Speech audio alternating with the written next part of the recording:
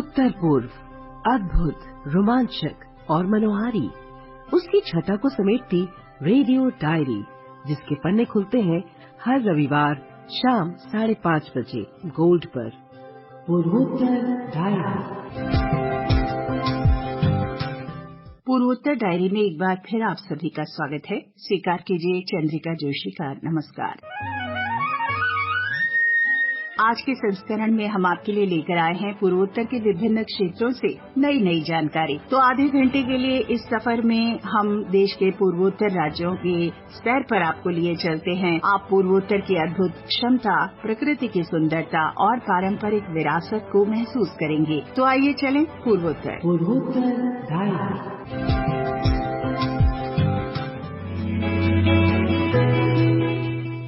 इस सप्ताह देश भर में शिक्षक दिवस मनाया गया। देश ने पूर्व राष्ट्रपति डॉक्टर सर्वपल्ली राधाकृष्णन को उनकी जयंती पर श्रद्धांजलि अर्पित की। डॉक्टर राधाकृष्णन की जयंती को शिक्षक दिवस के रूप में मनाया जाता है। राष्ट्रपति द्रौपदी मुर्मू ने नई दिल्ली के विज्ञान भवन में 82 शिक्षकों को राष्ट्रीय शिक्षक पुरस्कार 2024 देकर सम्मानित किया और इस बात पर बल दिया कि शिक्षकों और अभिभावकों को बच्चों को इस तरह पढ़ाना चाहिए कि वे हमेशा महिलाओं की गरिमा के अनुरूप व्यवहार करें। राष्ट्रपति ने शिक्षा को समावेशी बनाने के लिए शिक्षकों की प्रशंसा की और कहा कि नई शिक्षा नीति में कौशल विकास पर विशेष बल दिया गया है, जिससे बच्चों का सर्वांगीण विकास हो। आप जो विद्यार्थियों को पढ़ाते हैं वही पीढ़ी विकसित भारत के नेतृत्व करेंगे। मैं चाहूंगी कि हमारे शिक्षकों और विद्यार्थियों को की सोच वैश्विक हो और उनकी दक्षता विश्व स्तरीय हो। महान शिक्षकों की महान राष्ट्रों का निर्माण करते हैं। विकसित मानसिकता वाले शिक्षकगण ही विकसित राष्ट्र बनाने वाले नागरिकों का निर्माण कर सकते हैं। प्रधानमंत्री ने भी इस अवसर पर देश भर में शिक्षकों को शुभकामनाएं दी और इसी अवसर को मनाने के लिए पूर्वोत्तर के विभिन्न राज्यों में आयोजन किए गए। पूरे देश के साथ ही साथ नागालैंड में भी धूमधाम से शिक्षक दिवस मनाया गया। नागालैंड राज्य में राजधानी कोहिमा में राज्य स्तरीय शिक्षक दिवस समारोह को आयोजन किया गया। इस दौरान सरकारी मिडिल स्कूल टीकेएल कोहिमा के छात्रों ने विशेष गान प्रस्तुत किया। Welcome to the state teachers day celebration 2024।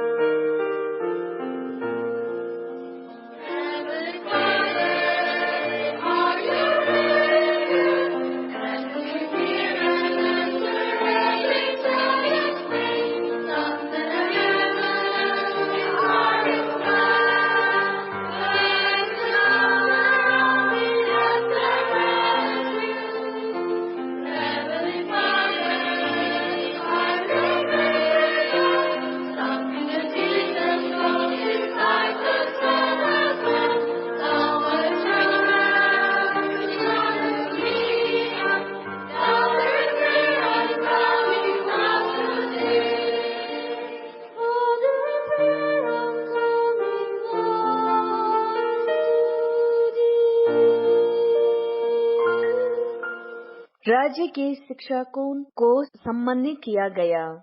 Sri T. Arong Konyak. The next I call upon Srimati Abhinav Pesaiye. राज्य के विभिन्न स्कूलों में भी अलग अलग तरीका से आयोजन किया गया।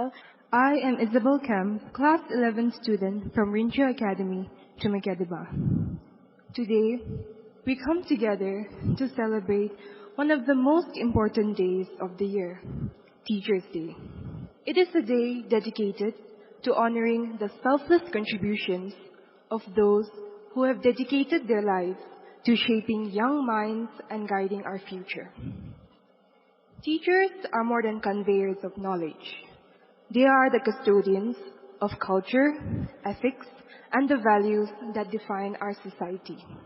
They guide us not just through textbooks, but through the complexities of life itself.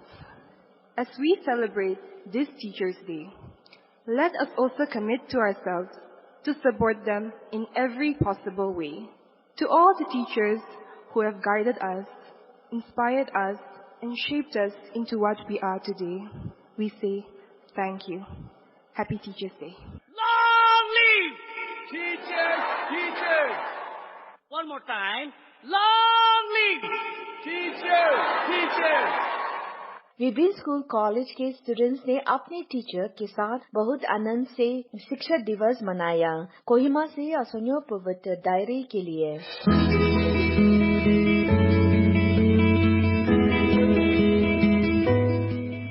बात असम की।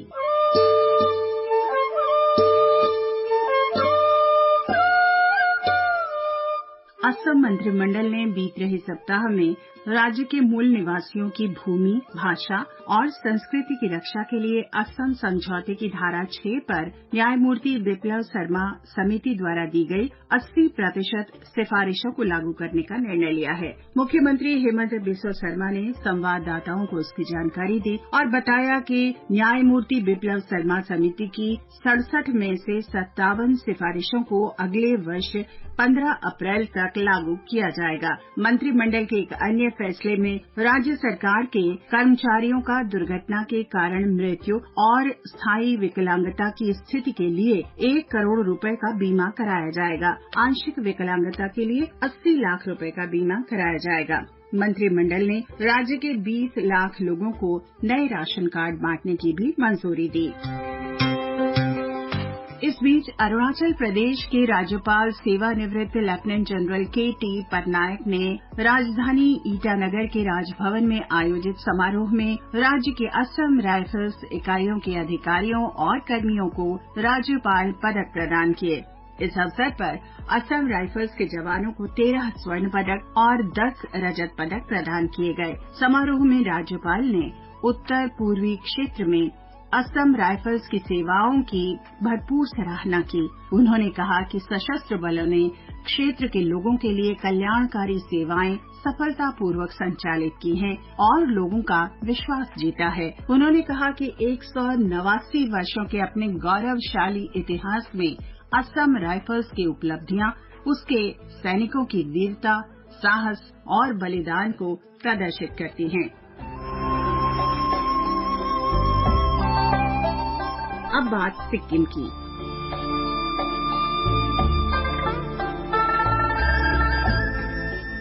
केंद्रीय पूर्वोत्तर क्षेत्र विकास और संचार मंत्री ज्योतिरादित्य सिंधिया 2 दिवसीय यात्रा के लिए बृहस्पतिवार को गैंगटॉक पहुंचे।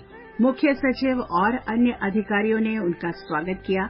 वे राज्य के प्रमुख विकास मुद्दों और पहलों पर चर्चा करने के लिए सम्मान भवन गैंगटॉक में सिक्किम के मुख्यमंत्री प्रेम सिंह तमांग से मिले। ये यात्रा पूर्वोत्तर राज्यों, विशेष रूप से सिक्किम राज्य में बुनियादी ढांचे में सुधार और क्षेत्रीय विकास को बढ़ावा देने के लिए केंद्र सरकार की प्रतिबद्धता को उजागर करती है। आइए चलें नागालैंड।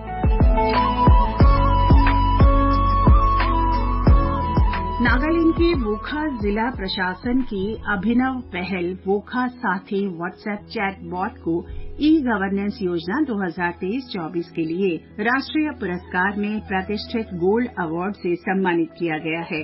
ये पुरस्कार मुंबई में ई-गवर्नेंस पर आयोजित 27वें राष्ट्रीय सम्मेलन में महाराष्ट्र के उप मुख्यमंत्री देवेंद्र फडणवीस द्वारा प्रदान किया गया। वोखा साथी समय पर मदद और इंटरफेस के लिए स्मार्ट AI आधारित सहायक है। ऐसा पहली बार है जब नागालैंड को किसी पहल को ई-गवर्नेंस में योगदान के लिए गोल्ड अवार्ड मिला है। वोखा जिला प्रशासन की ओर से पुरस्कार और प्रमाण पत्र महात्मा गांधी नेशनल फेलो अजीत कुमार रंजन, रोहित सिंह और अनुरंजन सिंह ने प्राप्त किया।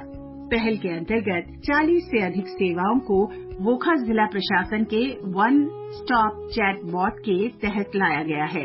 वोखा साथी व्हाट्सएप चैटबॉट नवीन तकनीकी समाधानों के माध्यम से नागरिक जुड़ाव और सरकारी सेवाओं तक अपनी पहुंच बढ़ाने के लिए जिले में एक समर्पण का उदाहरण प्रस्तुत करता है।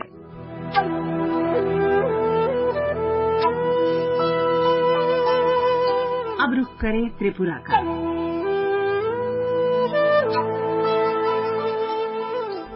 आपने ये तो सुना ही होगा कि अक्सर ये कहा जाता है कि अच्छे विचार तो मंथन से ही शुरू होते हैं, जबकि बेहतरीन विचार कॉफी से शुरू होते हैं।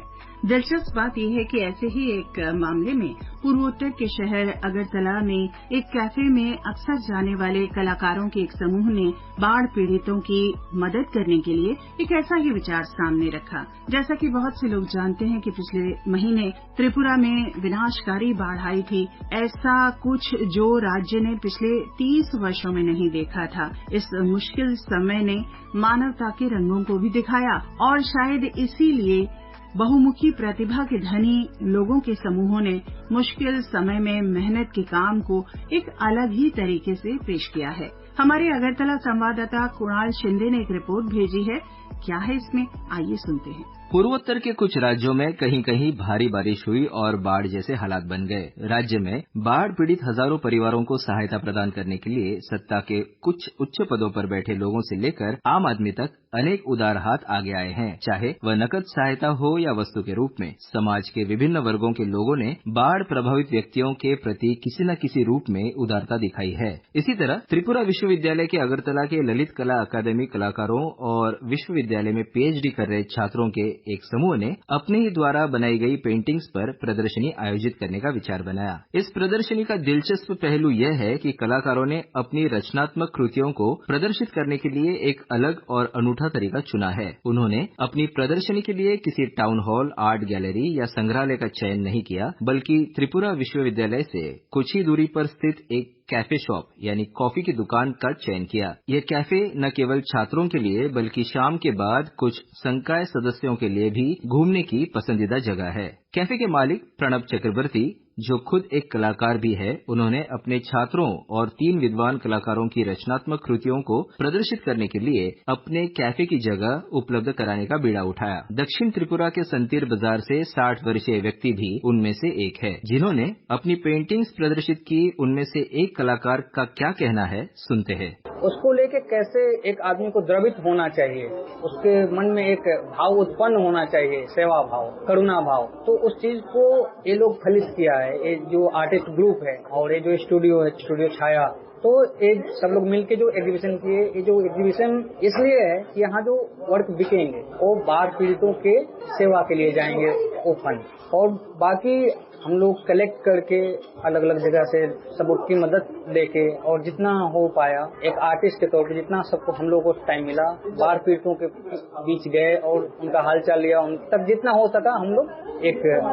सेवा पहुंचाए अपना। और ऐसा एग्जीबिशन सिर्फ त्रिपुरा में नहीं। शुरू में जब बाढ़ ने अगरतला को प्रभावित किया तो श्री चक्रवर्ती ने अपने कुछ मित्रों के साथ मिलकर बाढ़ प्रभावित लोगों को कुछ खाद्य पैकेट्स वितरित करके तत्काल सहायता प्रदान करने की पहल की। बाद में उन्होंने गोमती जिले के उदयपुर और काकराबन इलाकों में भी खाद्य पैकेट्स वितरित किए। ये सभी इलाके गंभीर रूप से जलमग्न थे। हालांकि धनराशि यानी फंड्स की कमी का सामना करते हुए समूह ने लोगों से भी यानी क्राउड फंडिंग के लिए अपील की। अब चित्रों पर प्रदर्शनी आयोजित करके उनका उद्देश्य सुनिश्चित करना यह है कि उनकी अधिकतम कलाकृतियां बिके। यह देखने के लिए कि अधिक से अधिक पेंटिंग्स बिके, कलाकारों ने बहुत ही किफायती मूल्य रखे हैं ताकि अधिक से अधिक खरीदार पेंटिंग खरीदने के लिए सामने आए। बाढ़ पीड़ितों को राहत प्रदान करने के लिए कलाकारों के ऐसे अभिनव विचारों का राज्य और देश के अन्य हिस्सों में भी अनुकरण किया जा सकता है ताकि प्राकृतिक आपदाओं से प्रभावित परेशान लोगों की मदद की जा सके।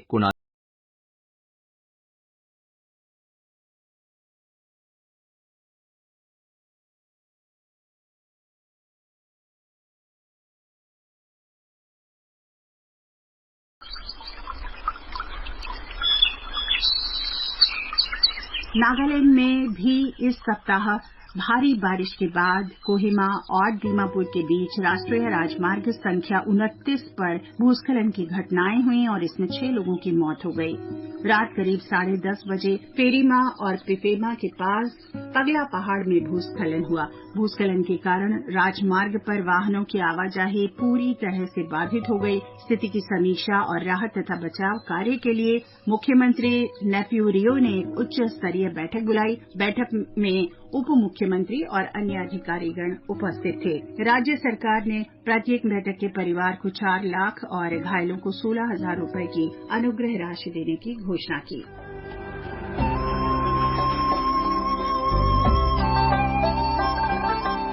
और आइए अब चलें अरुणाचल प्रदेश। सोलुंग अरुणाचल प्रदेश की आदि जनजाति के प्रमुख त्योहारों में से एक है। सोलुंग 2 शब्दों से बना है, असो जिसका अर्थ है मिथुन और अलुंग जिसका अर्थ है मिथुन का झुंड। यह हर साल सितंबर के पहले सप्ताह में मनाया जाता है।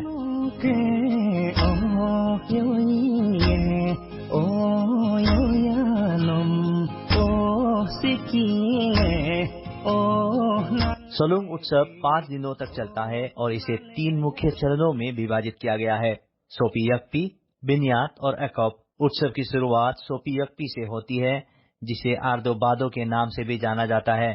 मान्यता के अनुसार पहले चरण में घरेलू जानवरों के देवता दादी बोते का आशीर्वाद पाने के लिए सुअर और मिथुन की बलि दी जाती है। दूसरा चरण बिन्यात में फसलों की देवी कीने नाने की पूजा की जाती है। त्योहार के इस भाग के दौरान आदि समुदाय के लोग कीने नाने को खेतों में अच्छी फसल के लिए आभार व्यक्त करते हैं। अंतिम चरण अकॉप एक मनोरम सांस्कृतिक आकर्षण है। इस आकर्षण में जहां मुख्य गायक या मिरी आदि जनजातियों के पूर्वज आबोतानी या नीबो की महाकाव्य सुनाता है। यह कहानी न केवल आदि समाज को उनकी जड़ों से जोड़ती है, बल्कि उनकी सांस्कृतिक विरासत को भी मजबूत करती है।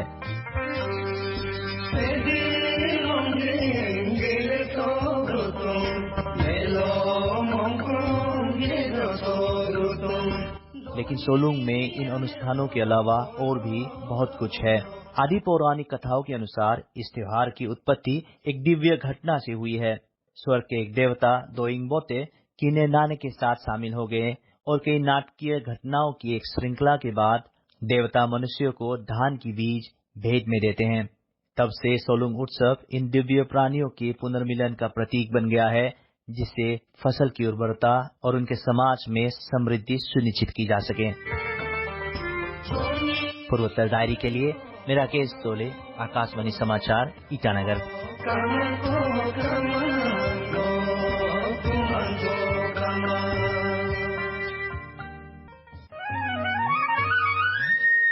केंद्रीय गृह मंत्री अमित शाह की उपस्थिति में इस सप्ताह नई दिल्ली में केंद्र और त्रिपुरा सरकार, national liberation front of Tripura और ऑल त्रिपुरा टाइगर फोर्स के प्रतिनिधियों के बीच एक समझौता ज्ञापन पर हस्ताक्षर किए गए। इस दौरान त्रिपुरा के मुख्यमंत्री माणिक साहा और गृह मंत्रालय तथा त्रिपुरा सरकार के वरिष्ठ अधिकारी उपस्थित थे।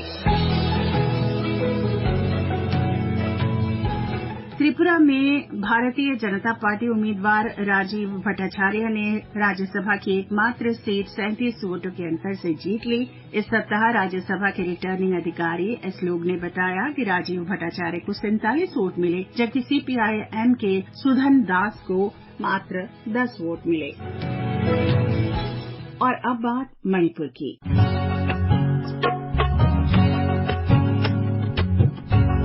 हम सब जानते ही हैं कि मणिपुर भारत का मनमोहक राज्य है, जिसमें घने जंगल, गहरी पहाड़ियां और अद्भुत वनस्पतियां तथा जीव हैं। पहाड़ी श्रृंखलाओं की हालांकि ऊंचाई अलग अलग है, तो इस कारण राज्य में जलवायु की स्थितियां भी अलग अलग तरह की हैं और इसीलिए यहाँ दुर्लभ और स्थानीय पौधे और पशु जीवन पाए जाते हैं।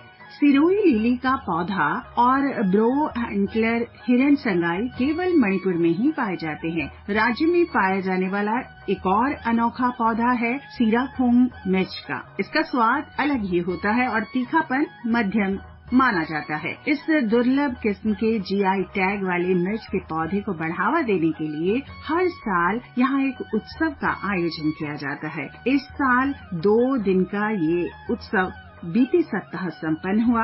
आइए हमारे इम्फाल संवाददाता जेजे थोकचौंग से मिर्च के पौधे और इस उत्सव के बारे में और जानकारी लेते हैं।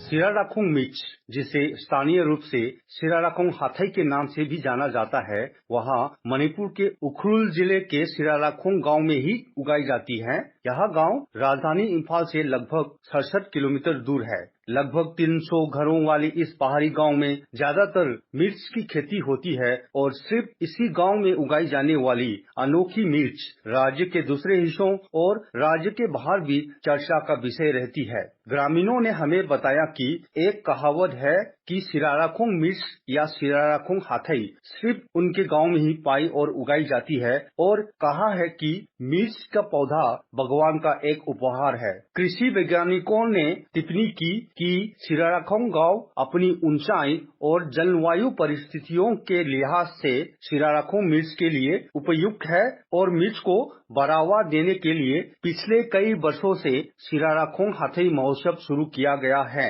महोत्सव शुरू होने के बाद से उत्पादन बढ़ गई है और यह मिर्च दुनिया भर में लोकप्रिय हो गई है। अब सिराराखोंग मिर्च अमेज़न सहित अधिकांश ऑनलाइन दुकानों में उपलब्ध है। इस वर्ष 13वां सिराराखोंग हाथई महोत्सव सिराराखोंग गांव में 2 दिनों के लिए आयोजित किया गया था और शुक्रवार को महोत्सव का समापन हुआ। यह राज्य सरकार के माध्यम से उत्तर पूर्वी परिषद के प्रयोजन के अंतर्गत सिराराखोंग हाथई संवर्धन समिति द्वारा आयोजित किया गया था। आकाशवाणी समाचार पूर्वोत्तरदायी के साथ बातचीत करते समय महोत्सव आयोजन समिति के सचिव श्री इजारा जिमिंग ने कहा कि पिछले कुछ वर्षों में महोत्सव के दौरान लगभग 30 टन सिराराखोंग मिर्च का उत्पादन किया गया है। उन्होंने कहा, Sirarakhong Hatay Panit has been celebrating since 2009 to celebrate the God-given gift Hatay, a native to Sirarakhong village. The Sirarakhong Hatay has earned a geographical indication in the year 2021. However, due to some error on the certificate issued by the concerned department, the Hatay Panit was put on hold for 4 years until we rectified the error this year. Nonetheless, over the years, the Sirarakhong Hatay Panit has gained popularity in Manipur and beyond. The 2-day festival of Sirarakhong Hatay Panit has successfully concluded on Friday, August 30, with august presence from various stakeholders, experts, and most importantly, the farmers. This year, around 2,310 kgs were sold, generating a revenue of rupees 2,31,000. With the success of this year's Panit, the villagers were affirmed to protect and preserve the indigenous crop and scale up the production through sustainable farming. Therefore, I urge all stakeholders and the concerned departments to collaborate in preserving the unique feature of this farming practice and ensuring its sustainability. 2 दिवसीय सिराराखोंग हाथई महोत्सव में स्थानीय कलाकारों द्वारा सांस्कृतिक कार्यक्रम और नृत्य और संगीत प्रस्तुत किया गया। राज्य के विभिन्न भागों से खरीदारियों ने इस विशेष मिर्च को घरेलू उपयोग तथा व्यापार के लिए खरीदने इस महोत्सव में भाग लिया। आकाशवाणी समाचार के पूर्वोत्तरदायी के लिए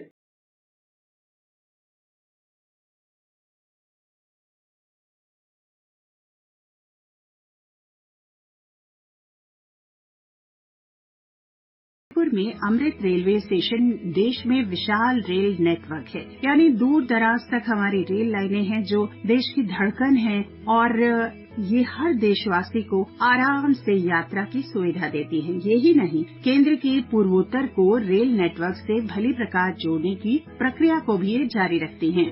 भारतीय रेल कई नई रेलवे लाइन परियोजनाओं को क्रियान्वित करके पूर्वोत्तर राज्यों के परिवर्तन के साथ साथ उनके विकास की दिशा में महत्वपूर्ण योगदान दे रहा है।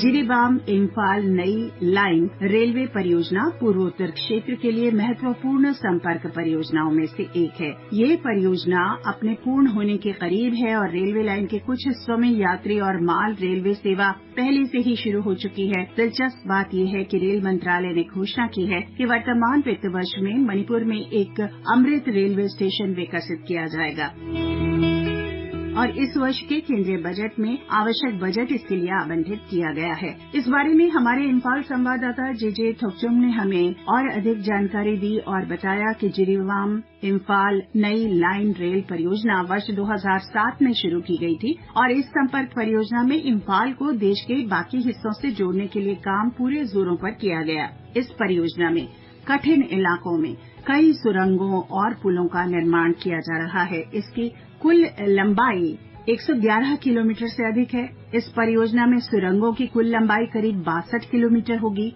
और इसमें 11 बड़े पुल और 137 छोटे पुल भी होंगे। परियोजना में 141 मीटर की ऊंचाई वाला दुनिया का सबसे ऊंचा पियर रेलवे पुल भी बनाया जा रहा है और अच्छी बात यह है कि ये काम पूरा होने के बहुत नजदीक है। हम आपको ये भी बताएं कि जिरीबाम से खोंगसांग तक जो खंड है वो इस परियोजना का महत्वपूर्ण हिस्सा है और इसे रेल सेवा के लिए चालू कर दिया गया है।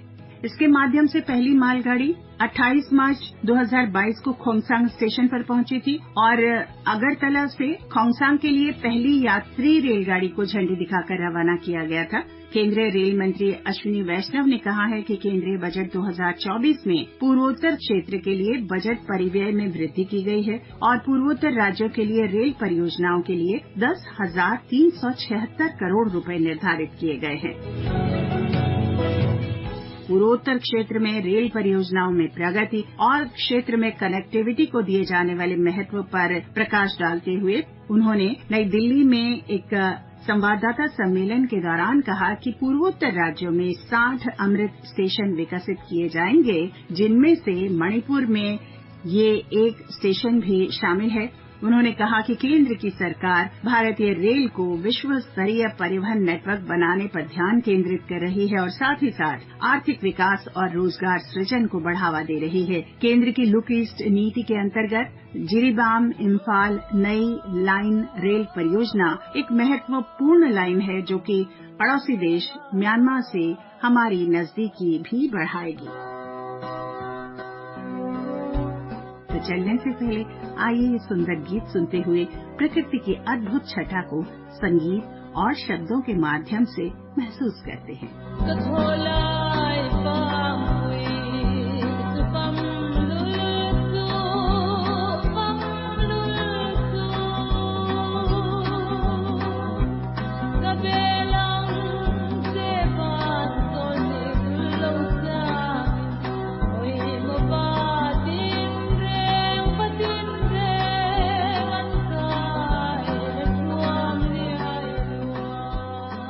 तो अब आपसे अनुमति लेनी होगी। अगले सप्ताह आपसे फिर मुलाकात के लिए उपस्थित होंगे, लेकिन हम आपको ये भी बता दें कि हम हमेशा ये जानना चाहते हैं कि कार्यक्रम आपको कैसा लगता है। आपके सुझावों और प्रतिक्रिया का हमें हमेशा ही इंतजार रहता है। आप हमें इस पते पर ईमेल कर सकते हैं airnsdtalks@gmail.com। आपके सुझावों के लिए एक व्हाट्सएप नंबर भी है, नोट कीजिए 9289094044 9289094044। इसके साथ ही अब अनुमति दीजिए। आलेख और संकलन चंद्रिका जोशी, तकनीकी सहायक दानिश जैदी।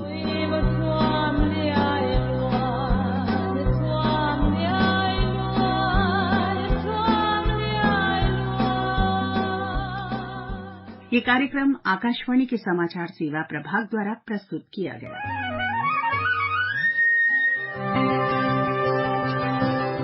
उत्तर पूर्व, अद्भुत, रोमांचक और मनोहारी, उसकी छटा को समेटती रेडियो डायरी, जिसके पन्ने खुलते हैं हर रविवार शाम 5:30 बजे गोल्ड पर। पूर्वोत्तर डायरी।